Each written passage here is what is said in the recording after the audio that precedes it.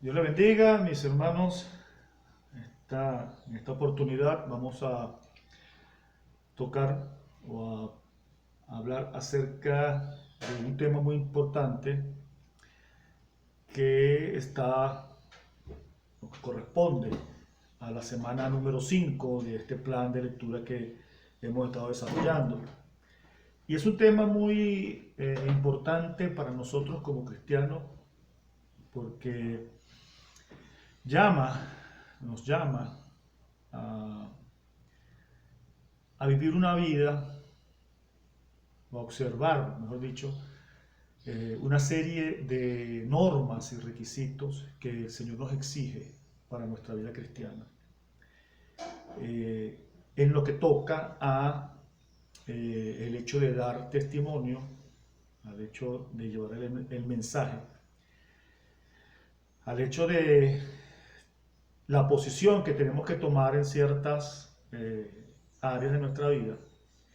Y es un tema que es bastante duro, pero que es una realidad, o debe ser una realidad en nuestras vidas. Y este tema se desarrolla en el contexto de el libro de Mateo, en el capítulo número 10,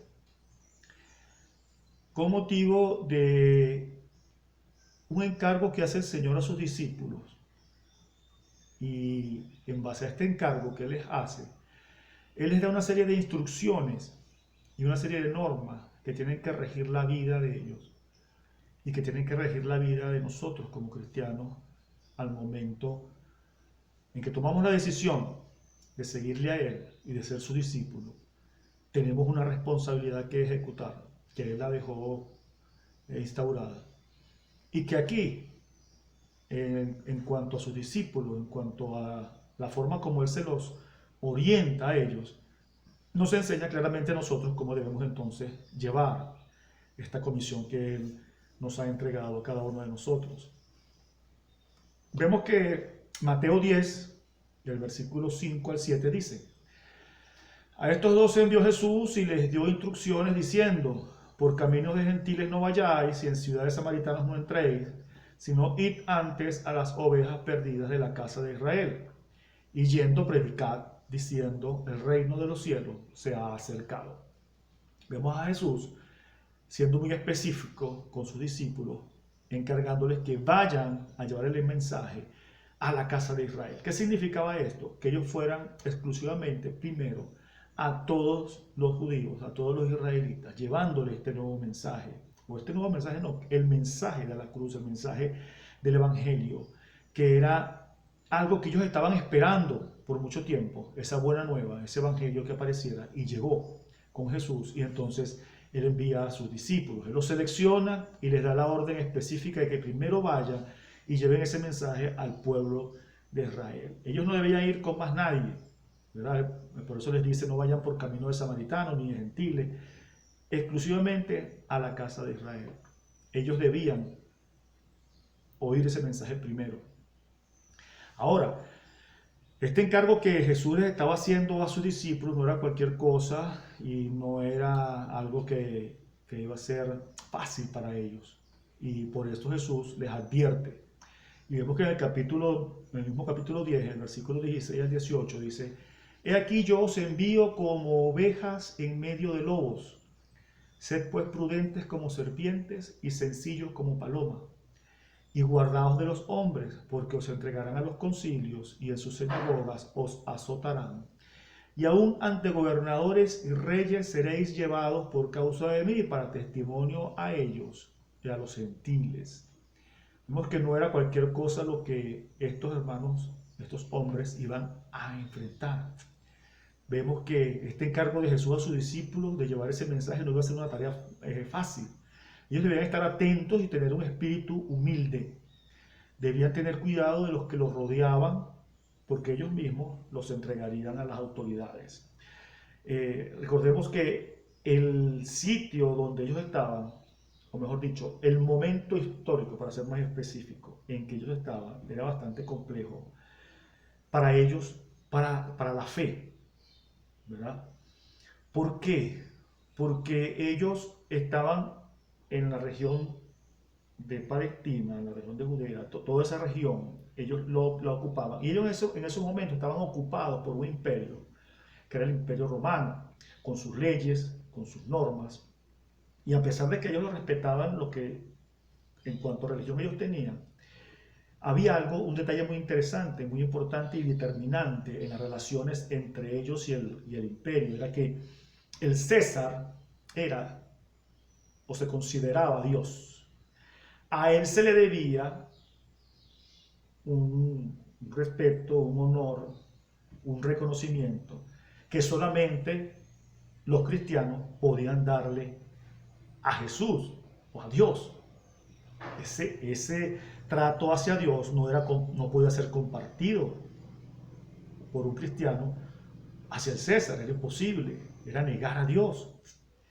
Y entonces es allí donde se plantea la situación más fuerte y más complicada para ellos, porque el César era el Señor para el imperio, y el imperio obligaba a que ellos lo reconocieran de esa manera. Y nosotros en nuestros días nos conseguimos con múltiples y diferentes formas de oposición hacia el mensaje, hacia la prédica del mensaje, hacia el compartir o hacia el compartir el evangelio hacia los demás. En todo el mundo vemos que hay muchas y diferentes situaciones. Vemos, por ejemplo, que hay lugares donde la agresión hacia el evangelio es total, es frontal, te llevan a la cárcel, la persecución es dura, significa incluso perder la vida. En otros lugares se da como una forma de discriminación, hay ciertas agresiones físicas, más no son tan frecuentes, es más fuerte la discriminación por el hecho de la causa religiosa. En otros lugares la cosa es más suave, ¿verdad? Una discriminación más solapada. En otros lugares ni siquiera no hay ningún tipo de persecución, pero muchas veces estos son los lugares donde el enemigo tiene más éxito en adormecer al pueblo de Dios. ¿Por qué? Precisamente por esa pasividad los hace que en lugar de estar buscando las cosas del reino, el cristiano se dedique a buscar las cosas de la vida humana y entonces se entretiene, ¿verdad? Y pierde el tiempo que debe dedicar al mensaje, a la predicación del mensaje, a compartir el mensaje de la palabra del Señor. Por eso vemos que en diferentes situaciones hay diferentes tipos de contrariedad o de contraposición al Evangelio. Entonces fíjense que estos hermanos no se iban a conseguir con algo fácil, no era algo como lo que tenemos nosotros en nuestra sociedad occidental, esa comodidad que nos adormece, sino que ellos iban a tener una confrontación bien fuerte. Y vemos que Mateo 10, del 19 al 22 nos dice: mas cuando os entreguen, no os preocupéis por cómo o qué hablaréis, porque en aquella hora os será dado lo que habéis de hablar. Porque no sois vosotros los que habláis, sino el Espíritu de vuestro Padre que habla en vosotros. El hermano entregará la muerte al hermano, y el padre al hijo, y los hijos se levantarán contra los padres y los harán morir. Y seréis aborrecidos de todos por causa de mi nombre. Mas el que persevere hasta el fin, este será salvo. Fíjense que aquí el Señor les explica muy claramente que lo que deben hablar, y es una enseñanza para nosotros hoy, lo que debemos hablar nosotros es la palabra del Señor. Fíjense que Él dice que ustedes no son los que hablan, sino el Espíritu. O sea, lo que dice el Señor en su palabra es lo que nosotros debemos hablar, lo que nosotros debemos compartir. Y advierte entonces las consecuencias de esto. Dice que incluso la familia será de contraposición, de persecución, de lucha. Y es fuerte. He conocido casos muy particulares donde la familia ha agredido fuertemente, hasta físicamente, a personas, a integrantes que llegan al Señor y son rechazados porque mantienen este mensaje. Y es una advertencia que el Señor nos da, que eso va a suceder y que eso nos va a suceder por el hecho de llevar el mensaje de la cruz. Ahora, ¿por qué? El mensaje de la cruz, el mensaje del Evangelio es locura para aquel que no lo conoce. Para aquel que se pierde es una locura.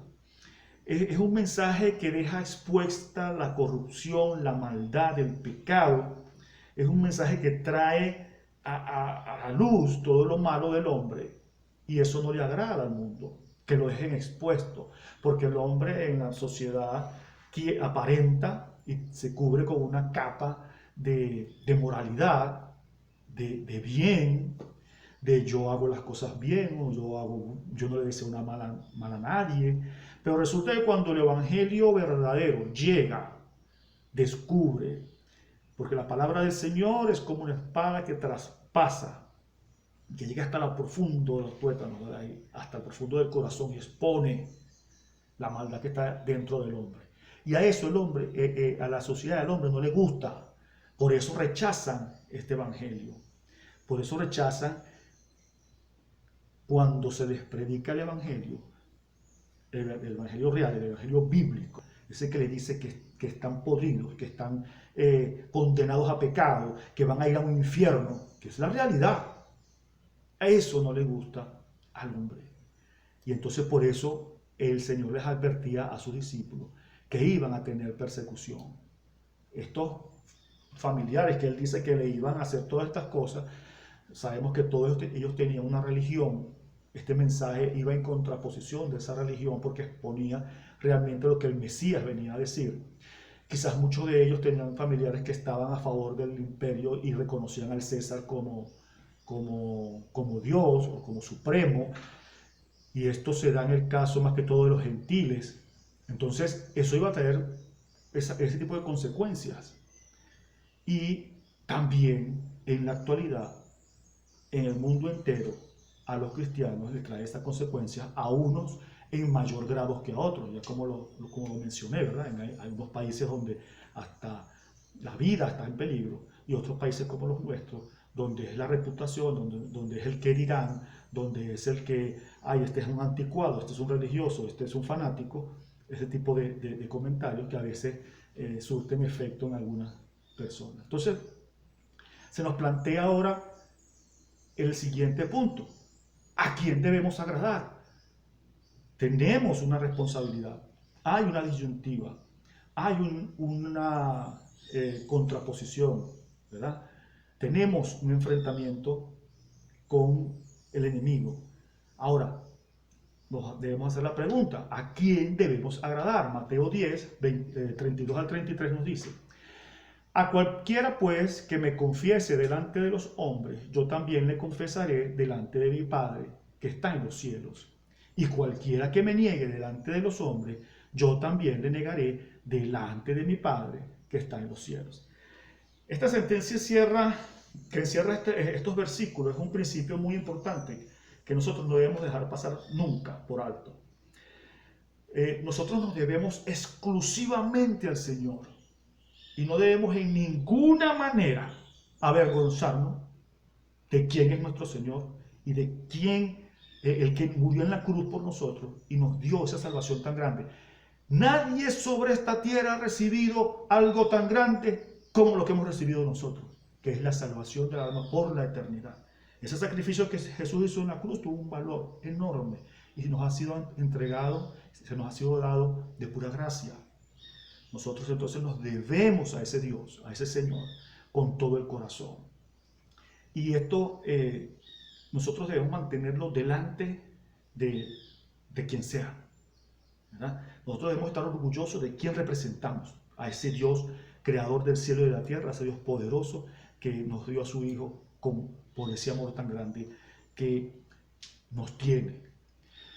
Y fíjense que en ese versículo que acabamos de leer, cuando aparece la palabra confesar, el significado y el sentido es declarar abiertamente, hablando con libertad, siendo tal confesión el efecto de una profunda convicción de quien declara esa realidad. Entonces nosotros debemos confesar al Señor con toda propiedad y con la seguridad de ese Dios eterno, omnipotente, omnipresente, ese Dios pleno que nos dio la vida eterna. Más adelante entonces conseguimos ahora ya dejando claro a quién nosotros debemos honrar. Vemos que Jesús le plantea a sus discípulos esta frase que es, pudiéramos llamarla contradictoria. Él les dice: no penséis que he venido para traer paz a la tierra. No he venido para traer paz, sino espada. Ahora, Jesús no es el príncipe de paz. Claro que sí, Jesús es el príncipe de paz. Ahora, ¿cómo es que Él dice que viene a traer espada? Como dije, esto no, pareciera que no tiene sentido, pero Él viene a traer espada porque ese mensaje que Él traía, ese mensaje que Él trae, ese mensaje del Evangelio, no era, como dijimos antes, un mensaje que le gustara a la gente o que fuera agradable a la gente, sino que era un mensaje que los iba a desnudar, que los iba a exponer, y por lo tanto vendría el conflicto. Y esto traería un problema, que es en la causa. Jesús vino a ser causa de división, ¿verdad? Dice Mateo 10, 35 al 36, porque he venido para poner en disensión al hombre contra su padre, a la hija contra su madre y a la nuera contra su suegra, y los enemigos del hombre serán los de su propia casa. Acá encontramos a Jesús llamándoles la atención a los oyentes acerca de la corrupción a la que el pueblo de Israel había llegado. Y Él les recuerda que ellos desde siempre habían estado comportándose de esa manera. El mensaje que Él traía ponía en evidencia, lo que hacía era poner en evidencia esa situación, ¿verdad? Y llamarlos a ese arrepentimiento. Vemos que el profeta Miqueas, cientos de años atrás, en el capítulo 7, versículos 6 y 7, dice: porque el hijo deshonra al padre, la hija se levanta contra la madre, la nuera contra su suegra, y los enemigos del hombre son los de su casa. Mas yo a Jehová miraré, esperaré al Dios de mi salvación, el Dios mío me oirá. Como Miqueas dice, ese Dios de salvación que el profeta anunciaba y decía que él esperaría, había llegado. Jesús había llegado, estaba presente entre su pueblo y les recordaba esa enseñanza del profeta, y les recordaba acerca de ese mensaje que él traía. Ese mensaje que los descubría y que por eso vendría esa confrontación. Ahora, a nosotros se nos llama a mantener ese mensaje. Y fíjense lo que significa esto y lo que implica mantener esa verticalidad en el mensaje del Evangelio. A nosotros se nos llamará dignos. Fíjense que Mateo 10, 37 al 38 dice: el que ama a padre o madre más que a mí no es digno de mí. El que ama a hijo o a hija más que a mí no es digno de mí. El que no toma su cruz y sigue en pos de mí no es digno de mí. Fíjense, ustedes dirán, ¿qué relación hay entre este versículo y el anterior? Bueno, vemos que cuando el Señor está haciendo la alusión, Él viene diciendo, ¿verdad?, que nuestros familiares incluso serían los principales opositores, y plantea aquí lo que el profeta Miqueas decía. ¿Qué es lo que está planteando el Señor acá? Que el mensaje del Evangelio, eso que hemos recibido, es tan superior, o debe ser tan superior en nuestras vidas, que nosotros debemos amar tanto al Señor. No que vamos a despreciar a nuestros familiares y los vamos a rechazar y no los vamos a querer, porque incluso Él nos manda a amar hasta a nuestros enemigos. Y si Él nos manda a amar hasta a nuestros enemigos, es ilógico que no nos mande a amar a nuestras familias. Lo que Él está dejando muy claro es que hay una prioridad, y esa prioridad es Él.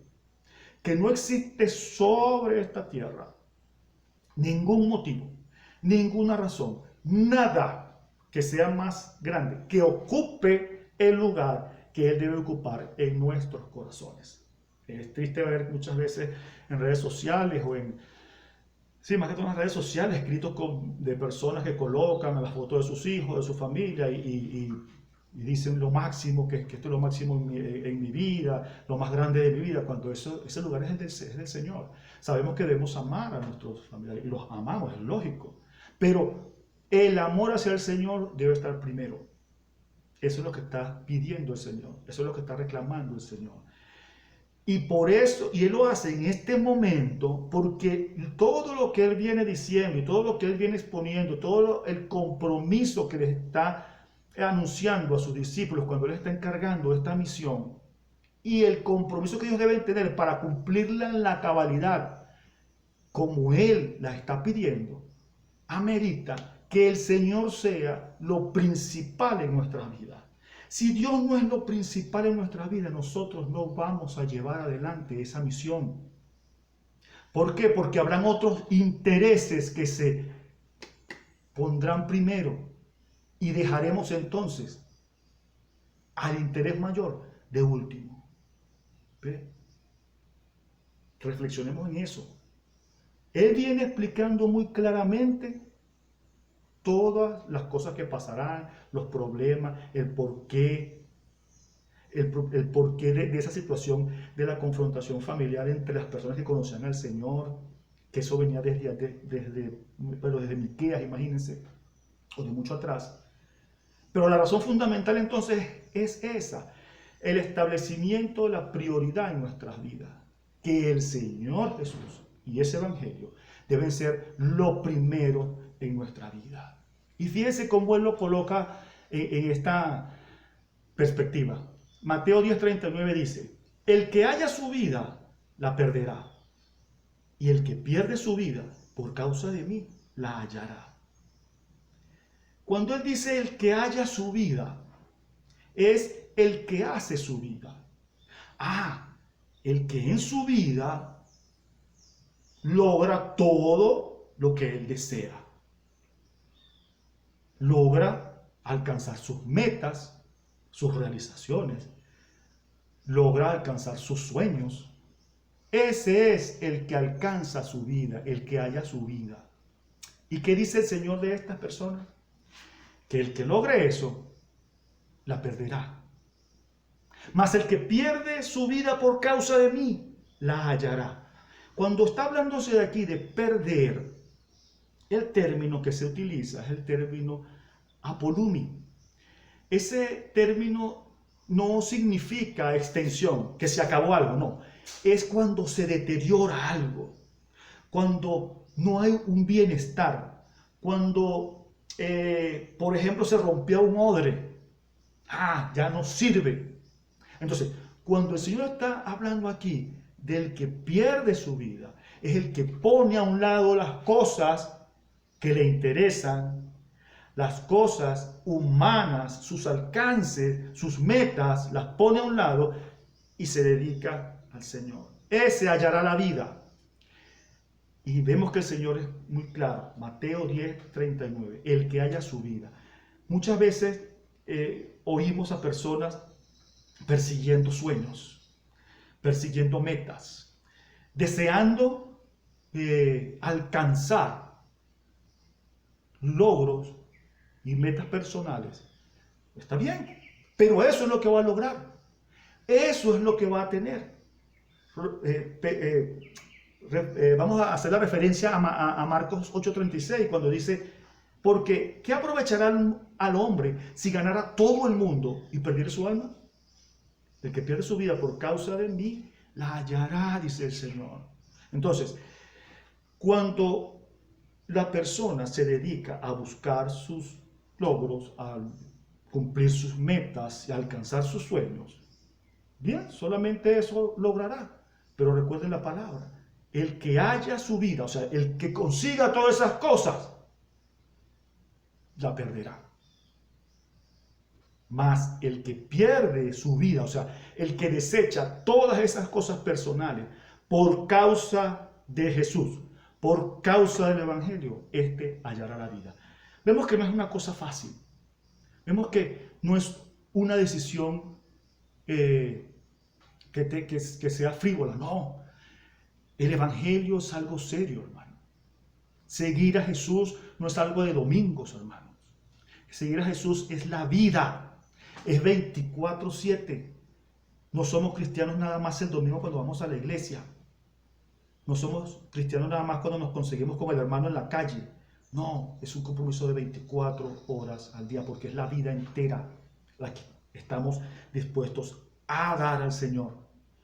Cuando nosotros llegamos al Señor, nosotros pasamos a ser templo de su Espíritu, templo del Señor. Y ese es un templo que no va a ser vaciado, que va a estar ocupado siempre con la presencia del Señor. Entonces no podemos servir a dos señores. Con esto no estoy diciendo que no vamos a estudiar, ni a trabajar, no. Es que esas cosas no estén por delante, como en el versículo que leímos acerca de la familia. Él dice que el que no es, que el que ama más al Padre, no es el que odie, no, el que ama más a Padre y a Madre que a mí, no es digno de mí. Y el que ama más a un trabajo, o a un logro, o a un sueño, más que a mí, no es digno de mí. Es el hecho de que todas las cosas que tenemos, que somos y que obtenemos, estén a los pies de la cruz. Es el hecho, por ejemplo, de que si usted es un médico que está pensando en sanar a la mayor cantidad de personas, no en enriquecerse a costilla de esas personas.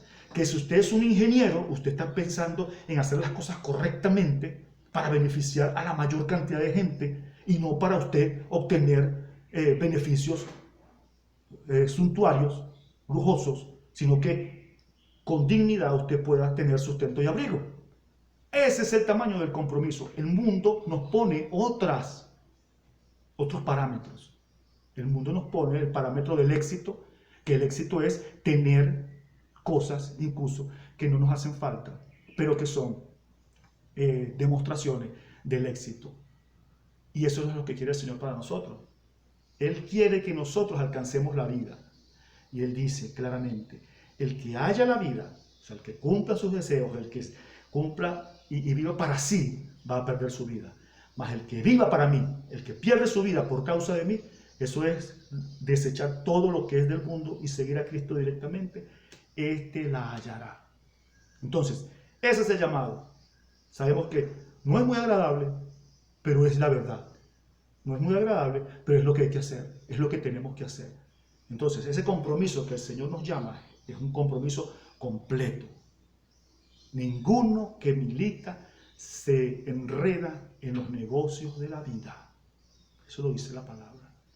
Nadie que milita en las filas del Señor, en el ejército del Señor, se enreda en los negocios de la vida. Porque tenemos que seguir directamente a ese Padre que nos ha dado un camino, que nos ha trazado un camino y nos ha abierto una puerta que es estrecha. Y ese camino es estrecho y esa puerta es estrecha, pero ese es el camino y es por allí donde debemos transitar. Dios me lo bendiga, mis hermanos. Nos vemos en la próxima lección.